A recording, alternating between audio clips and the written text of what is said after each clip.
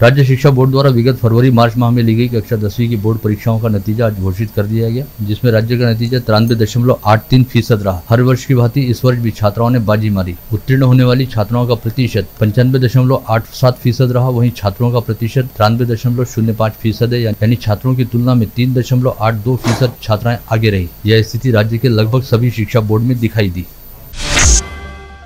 इसके साथ ही इस वर्ष अमरावती संभागीय शिक्षा बोर्ड का नतीजा 93.22% रहा। इस नतीजे के साथ अमरावती शिक्षा बोर्ड राज्य में 6वें स्थान पर है। वहीं राज्य के 9 संभागीय शिक्षा बोर्ड में कोंकण सबसे अव्वल स्थान पर और नागपुर सबसे पिछले स्थान पर है। इस आशय की जानकारी आज यहां संभागीय शिक्षा बोर्ड में बुलाई गई पत्रवार्ता में शिक्षा बोर्ड की विभागीय अध्यक्ष नीलिमा टाके, सचिव तेजराव काले व सह सचिव संगीता पवार द्वारा दी गई।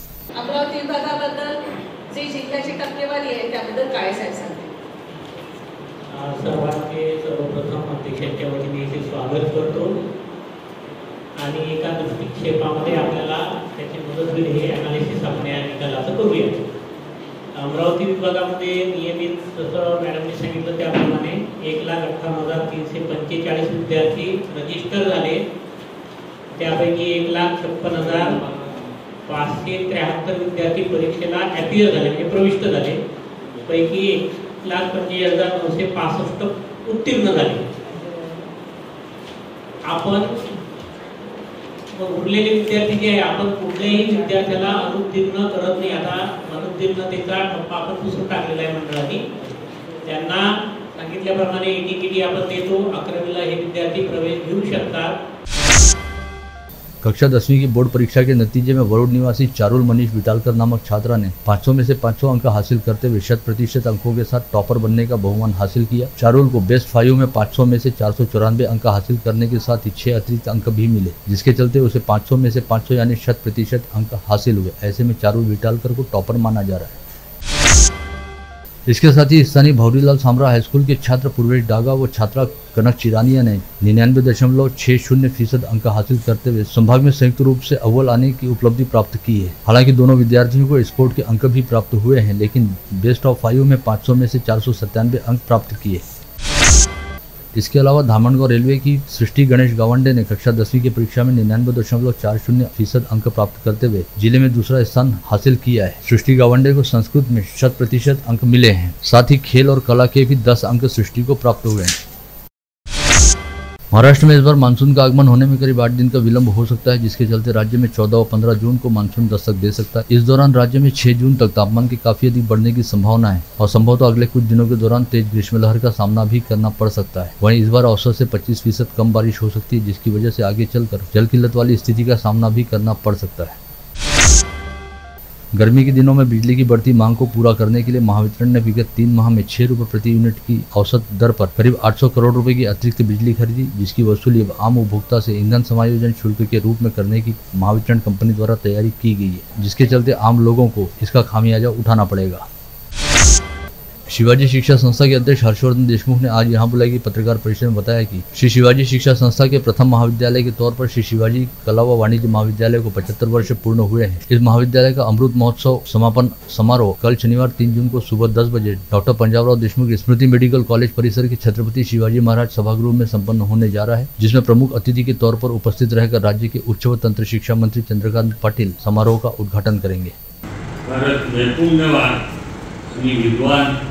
प्राचार्याची नियुक्ती त्या काळामध्ये डॉक्टर बाबासाहेब पंजाबराव देशमुखांच्या माध्यमातून या महाविद्यालयामध्ये केल्या गेली आणि एक वाखाणण्यात पंडित होते ते त्यांचं सगळीकडं नाव होतं ते या महाविद्यालयामध्ये मला पहिले प्राचार्य म्हणून प्राप्त झाले। त्यानंतर डॉक्टर सुब्बाराव, डॉक्टर वनवाणी ही सर्व मंडळी या महाविद्यालयामध्ये प्राचार्य म्हणून। इसके साथ ही शिवाजी शिक्षा संस्था के अध्यक्ष हर्षवर्धन देशमुख ने यह भी बताया कि संस्था द्वारा संचालित बुल्ढाना जिले की अंचरवाड़ी शिवाजी माध्यमिक आश्रमशाला में विगत दिनों ही विज्ञान, अंग्रेजी व मराठी विषय के लिए 3 शिक्षकों की नियुक्ति की गई और सभी नियुक्तियां सरकार द्वारा तय मानक के मुताबिक व गुणवत्ता के आधार पर की गई। इस नियुक्ति प्रक्रिया को लेकर अनशन कर रही भांबोरे नामक महिला तय मानकों के आधार पर नियुक्ति हेतु पात्र नहीं थी, इस वजह से उनकी नियुक्ति नहीं की गई थी।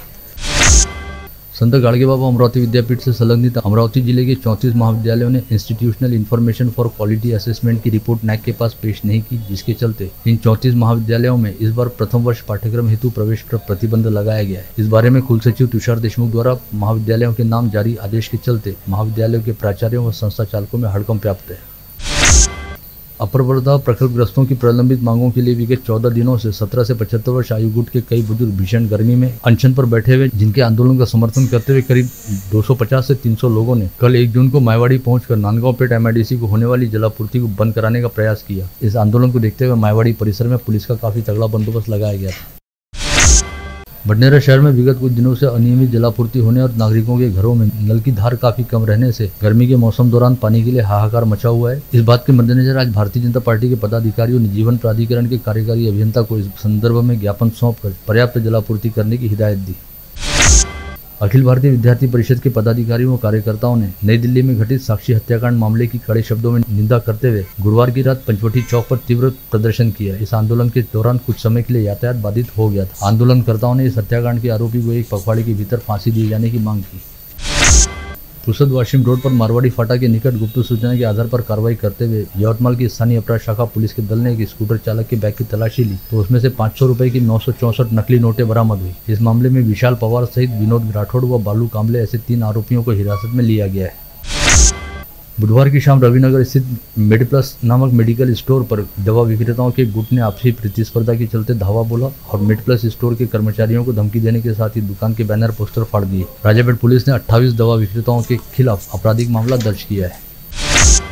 गाड़गेनगर परिसर स्थित बगीचे में खेलने आई नाबालिग बच्ची को अपने पास बिठाकर उसे पोर्न वीडियो दिखाते हुए उसके साथ अश्लील हरकत करने वाले मोहन मनोज मेश्राम नामक मनोविकृत व्यक्ति को पहले तो परिसरवासियों ने पकड़कर जमकर पीटा और उसके बाद उसे गाड़गेनगर पुलिस के हवाले किया। गाड़गेनगर पुलिस ने विनय भंग व पोक्सो की धाराओं के तहत मामला दर्ज करते हुए आरोपी को अपनी हिरासत में लिया।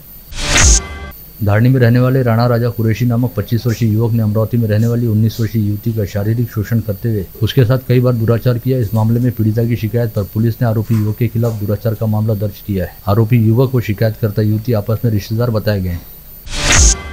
कोतवाली थाना क्षेत्र में आने वाले नमूना गली परिसर स्थित नगमा लॉज में पंजाब के लुधियाना शहर निवासी रवि रामानंद नामक व्यक्ति किराए पर कमरा लेकर रुके हुए थे, जिनका शव कमरे के बाथरूम से बरामद हुआ। पुलिस मामले की जाँच कर रही है। वरुण निवासी सचिन गवाने नामक IT विशेषज्ञ युवक ने पार्ट टाइम जॉब करते हुए रोजाना 2.5 से 3 हज़ार रुपये कमाने के लालच में फंसकर अपने 14,24,000 रुपये गंवा दिए। शिकायत पर वरुण पुलिस मामले की जांच कर रही है। नए 7/12 का दाखिला देने के लिए 500 रुपए की रिश्वत लेते हुए पटवारी को मोर्शी निवासी गौरव लांजेवर नामक पटवारी को एंटी करप्शन ब्यूरो के दल ने रंगे हाथ धर दबोचा। यह कार्रवाई मोर्शी तहसील कार्यालय के पास गुरुवार की शाम की गई। प्रादेशिक दुग्ध व्यवसाय विकास अधिकारी कार्यालय के सहायक निबंधक अनिरुद्ध राउत को 40,000 रुपए की रिश्वत स्वीकार करते हुए एंटी करप्शन ब्यूरो के दल ने गुरुवार की शाम रंगे हाथ धर दबोचा। परतवाड़ा धारणी मार्ग के घटांग के पास बुधवार की रात एक 4 पहिया वाहन अचानक ही जलकर राख हो गया। यह घटना गुरुवार को उजागर हुई। इस संदर्भ में पुलिस ने शाम तक कोई भी शिकायत न मिलने पर वाहन की जानकारी ऑनलाइन तरीके से हासिल की।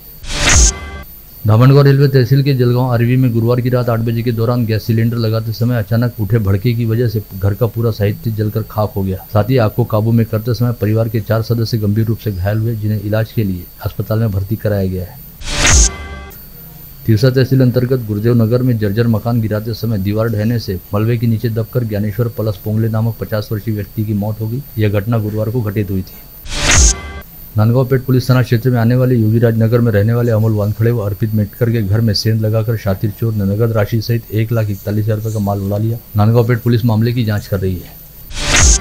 राजापेट पुलिस थाना क्षेत्र अंतर्गत आने वाले MIDC रोड की जनता कॉलोनी में रहने वाले राहुल संजय चौरागड़े नामक 22 वर्षीय युवक ने प्रेमिका द्वारा संबंध रखने से इनकार करने पर निराश होकर फांसी लगाकर आत्महत्या कर ली। जलगांव खानदेश निवासी सुभाष चौधरी नामक व्यक्ति का 1 सप्ताह पूर्व ही विवाह हुआ था और वह अपनी पत्नी के साथ शेगांव में संत गजानन महाराज के दर्शन के लिए गया था, लेकिन उसकी पत्नी अचानक ही लापता हो गई। पुलिस में शिकायत दर्ज करने के बाद शेगांव पुलिस नवविवाहिता की तलाश में जुट गई है।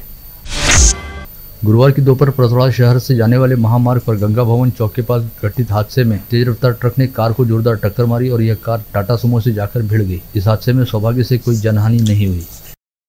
आप देख रहे थे मंडल न्यूज बुलेटिन। हमारे चैनल को लाइक करें, शेयर करें और हाँ, सब्सक्राइब करना ना भूलें। कल होगी आपसे फिर मुलाकात, तब तक के लिए धन्यवाद।